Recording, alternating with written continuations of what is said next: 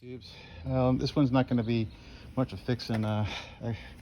This was one that a friend of my wife's, their family had given up on, and they went out and bought an electric one, a battery powered one, and they just, since they knew I like to tinker with these, they decided to give it to me. So while I was there, I went ahead and fixed it.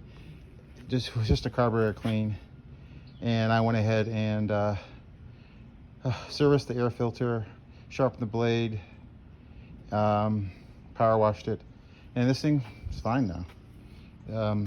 They had stated that every year they'd have a problem with it getting it to start.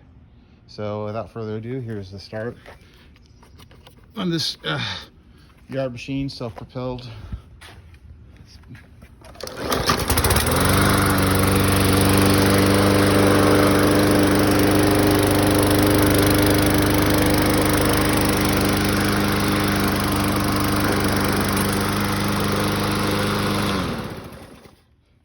There, tubes. This is a short one.